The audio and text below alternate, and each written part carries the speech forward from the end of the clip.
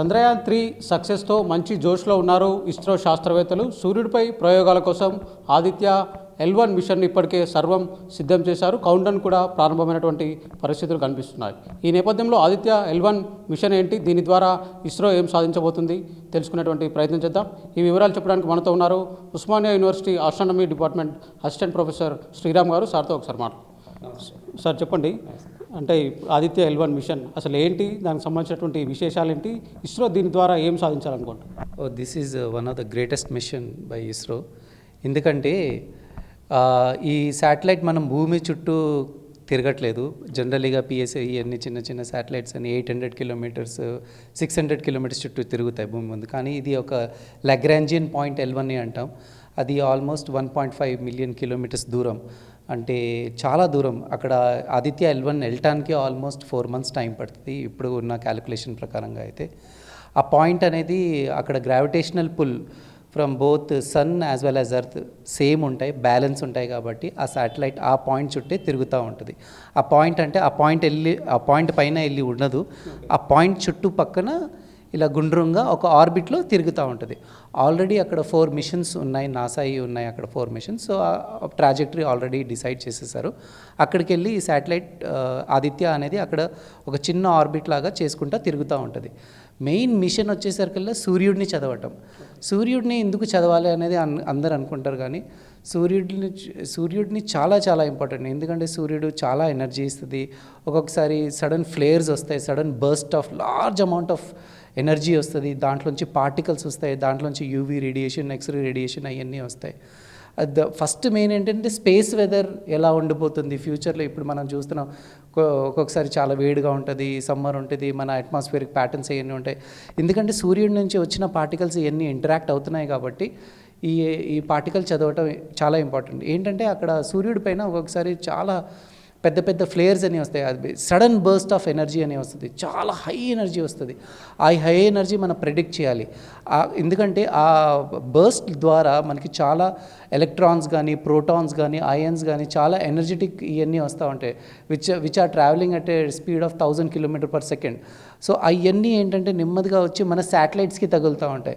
ఆ satellites electronics ఆ టైంలో మీరు ఆఫ్ చేయకపోతే ఆ శాటిలైట్స్ పాడయ్యే ఛాన్సెస్ చాలా ఉన్నాయి. మన కమ్యూనికేషన్ శాటిలైట్స్ అని, సైంటిఫిక్ శాటిలైట్స్ అని, పేలోడ్స్ అని చాలా చాలా ఉన్నాయి.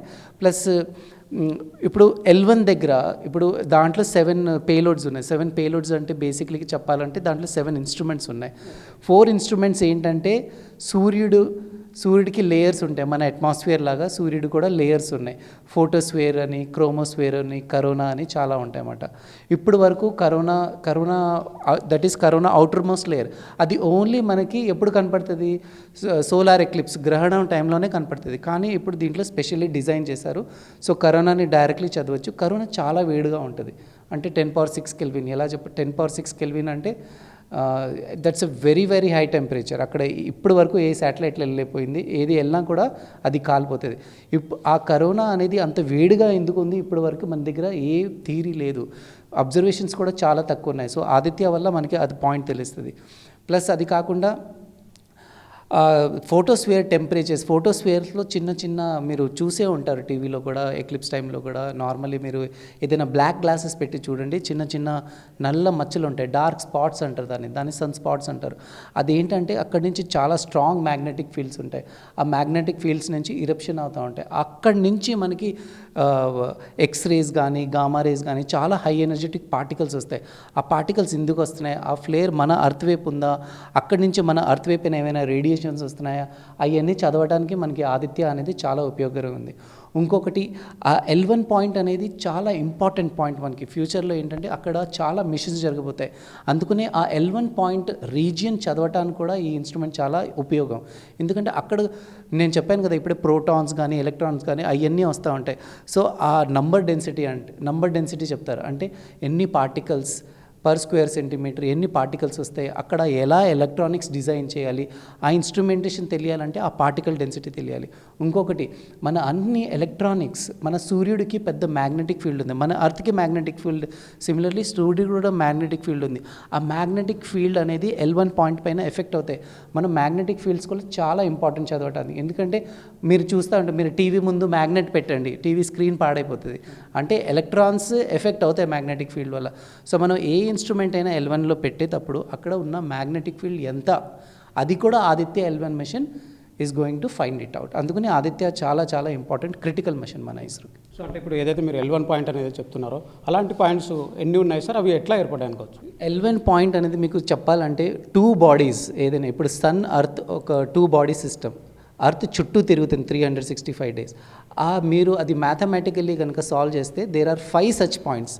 L1 అనేది మనకి దగ్గరైన పాయింట్, అలాగే L1, L2, L3, L4, L5 ఉన్నాయి. L5 చాలా దూరమైన పాయింట్, L1 దగ్గర ఉన్న పాయింట్ అనుకుని ఇప్పుడే L1 పంపిస్తున్నాం. మీరు JWST అనే ఉంటారు, జేమ్స్ వెబ్ టెలిస్కోప్, అది L2 పాయింట్లో పెట్టారన్నమాట. ఓకే, ఇది మనం L1 పాయింట్. ఎందుకంటే L2 పాయింట్ నుంచి మనం సూర్యుడిని చూడలేము, L1 పాయింట్ నుంచి డైరెక్ట్లీ సూర్యుడిని చూడొచ్చు, కాబట్టి L1 పాయింట్ దగ్గర పంపిస్తున్నాం మనం. సో ఆల్రెడీ ఏ దేశాలు సూర్యునిపైకి సంబంధించినటువంటి ప్రయోగాలు ఆల్రెడీ చేశాయి సార్? మన ఇండియాకి సంబంధించి ఇదే మొట్టమొదటి ప్రయోగం అనుకోవచ్చు. ఇండియా సంబంధించి మన గ్రౌండ్ బేస్డ్ అబ్జర్వేషన్స్ చాలా అయినాయి, కానీ ఫస్ట్ టైం మనం సూర్యుడిని చదవటానికి ఫస్ట్ టైం మనం ఆదిత్య L1 మిషన్ చేశాం. ఇంతకుముందు నాసా, US చేశారు, యూరోప్ చేశారు, జాపానీస్ ఉంది, సోహో ఉంది, పార్కర్ ఉంది, చాలా అబ్జర్వేషన్స్ ఉన్నాయి. కానీ ఇది ఆదిత్యలో ఉన్న ఇన్స్ట్రుమెంట్ చాలా అడ్వాన్స్గా కొత్త డిజైన్ తోటి చేశారు, ఎక్కువ సెన్సిటివిటీ ఉంది, కాబట్టి ఆదిత్య అనేది మనకి క్రిటికల్ మిషన్. సార్ అంటే ఇప్పటికే చాలా దేశాలు అక్కడికి వెళ్ళాయి. సో మనం వెళ్ళడానికి గల మెయిన్ రీజన్ ఏంటి? వాళ్ళకి మనకి డిఫరెన్స్ ఎట్లా ఉంటాయి? అంటే ఎవరు వెళ్ళినా సేమ్ ఇన్ఫర్మేషన్ ఉంటుంది కదా సార్? కాదు, సేమ్ ఇన్ఫర్మేషన్ ఏమి ఉండదండి. నేను చెప్పాను ఆల్రెడీ.